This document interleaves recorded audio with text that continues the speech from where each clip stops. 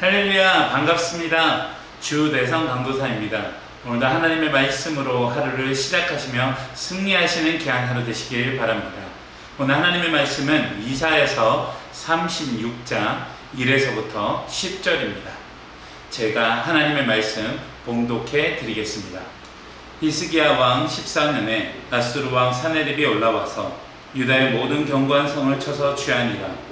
아수르 왕이 라기스에서부터 랍사게를 예루살렘으로 보내되 대군을 거느리고 히스기야 왕에게로 가게 하며 그가 윗못 수도 곁 세탁자의 밭 큰 길의 섬에 hil기야의 아들 왕궁 맡은 자 엘리야김과 서기관 셈나와 아삽의 아들 사간 요아가 그에게 나아가니라. 랍사게가 그들에게 이르되 이제 히스기야에게 말하라. 대왕 아수르 왕이 이같이 말씀하시기를 내가 믿는 바 그 믿는 것이 무엇이냐.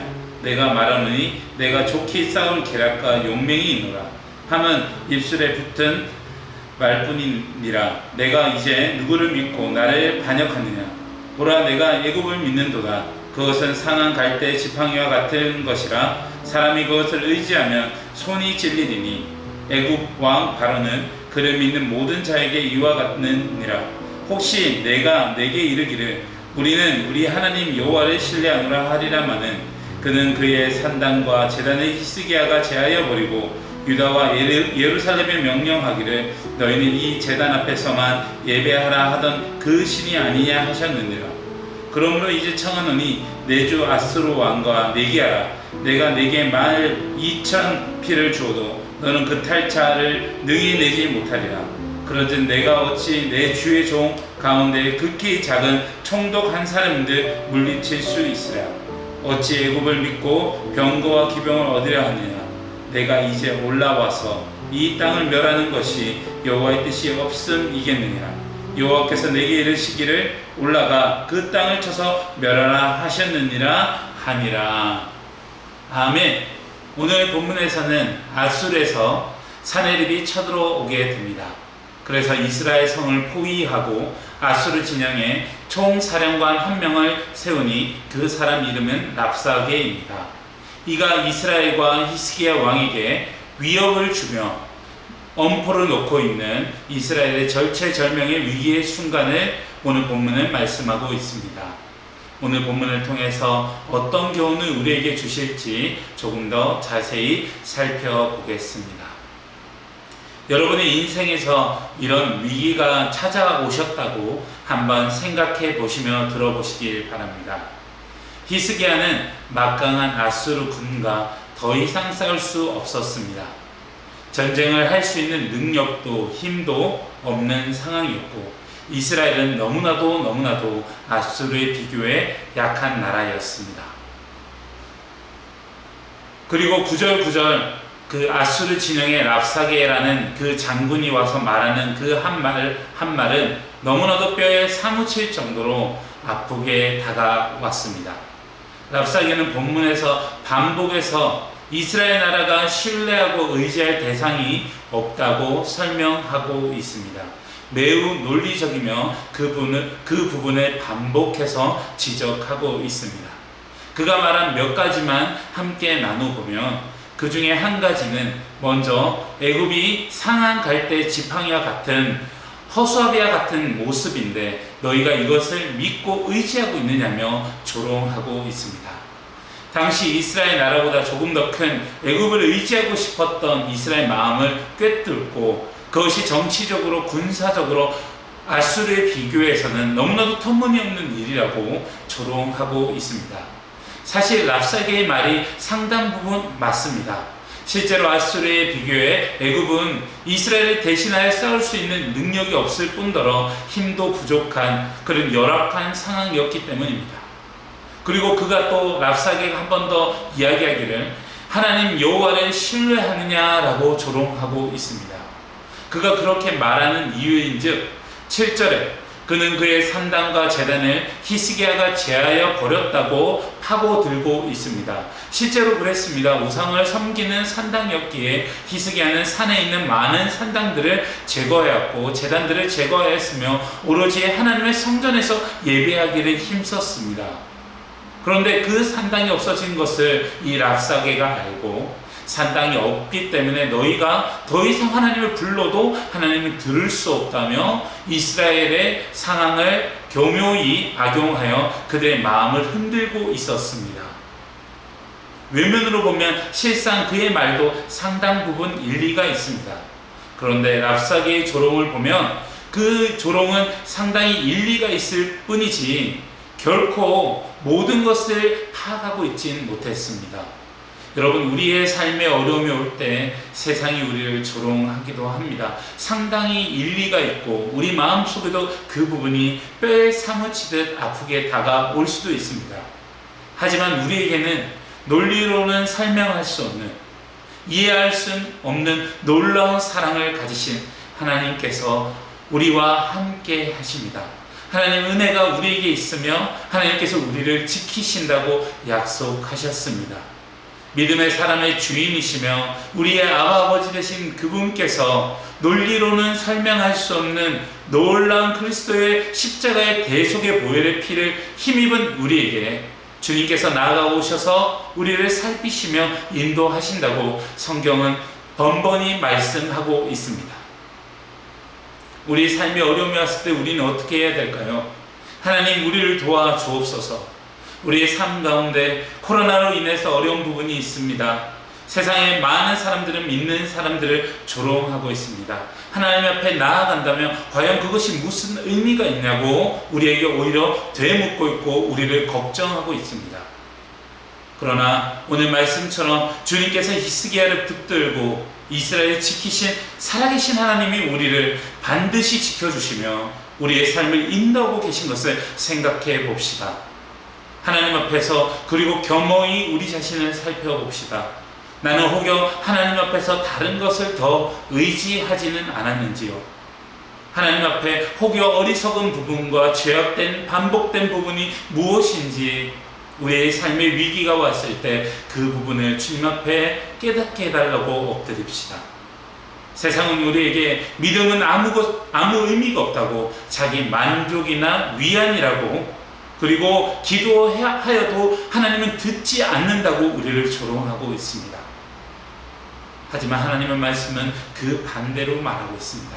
세상에 아무리 하나님이 없다 하더라도, 세상에 오직 세상의 힘과 논리만을 의지하라고 우리를 부른다 하더라도 하나님은 그 위에 계시며 이 땅을 주관하시고 랍사게의 손에서, 사네립의 손에서 히스기야를 구출하신 그 하나님께서 우리의 삶을 인도하고 계시며 이 땅을 경영하고 계십니다.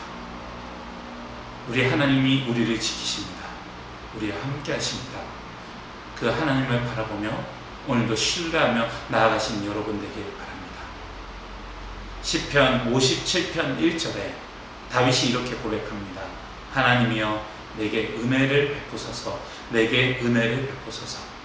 내 영혼이 주께 피하되 주의 날개의 그늘 아래서 이 재앙들이 지나기까지 피하리라. 우리도 하나님의 믿음의 사람이 아닙니까? 하나님의 앞에 재앙이 지나기까지 그의 날개 아래서 기도하며 나아갑시다. 오늘도 하나님의 날개 아래서 거하시는 여러분 되시기를 간절히 부탁드립니다. 다 같이 기도드리겠습니다. 살아계신 하나님, 감사합니다. 우리의 삶에 여러 가지로 크고 작은 어려움이 다가옵니다. 히스기야를 지키신 하나님이 우리의 하나님인 줄 믿습니다. 세상이 아무리 우리를 조롱한다 하더라도 그 하나님이 우리의 편인 것을 믿고 기도하며 우리 자신을 겸허히 살펴보며 하나님 앞에 회개하며 기도하며 나아가는 귀한 오늘 하루 될 수 있도록 지켜주옵소서. 거룩하신 예수님 이름으로 기도드립니다. 아멘. 나 주님께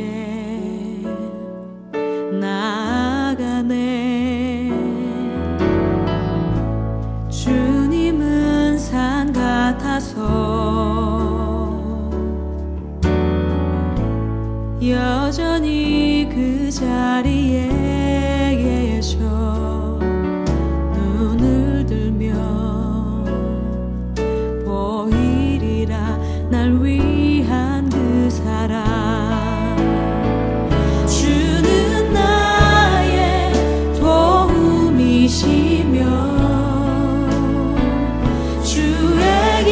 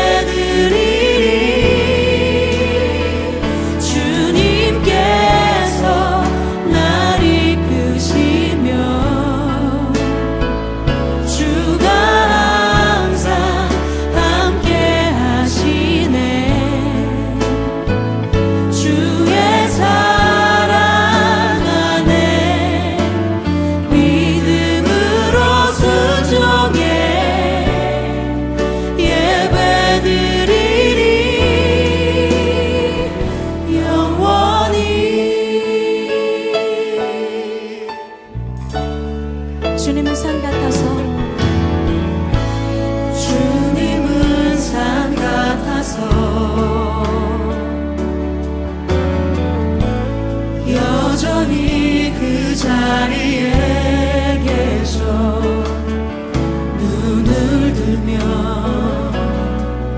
보이리라 날 위한 그 사랑 주는 나의 도움이시며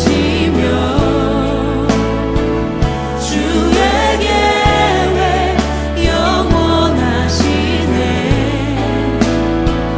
주의 위엄 앞에 믿음으로 순종해 예배드리리 주님께서 날 이끄시며 주가 항상 함께 하시네 주의 사랑 안에 믿음으로 순종해 예배드리 우리 다시 고백합시다 주는 나의 도움 주는 나의 도움이시며 주의 계획 영원하시네 주의 위엄 앞에 믿음으로 순종해 예배드리리 주님께서 날 이끄시며 주가 항상 함께 하시네 주의 사랑 안에 믿음으로 순종해 예배드리리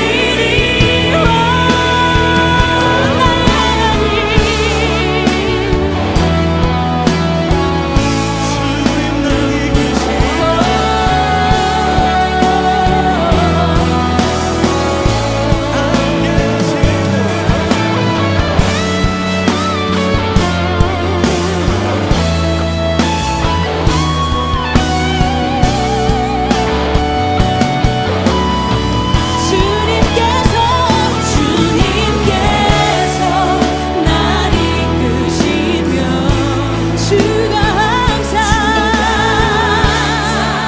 함께 하시네 주의 사랑 안에 믿음으로 순종해 예배드리 주님께서 날 이끄시며 주가 항상 함께 하시네 주의 사랑 안에 믿음으로 순종해 예배드리리 주님께서 날 이끄시며 주가 항상 함께 하시네 주의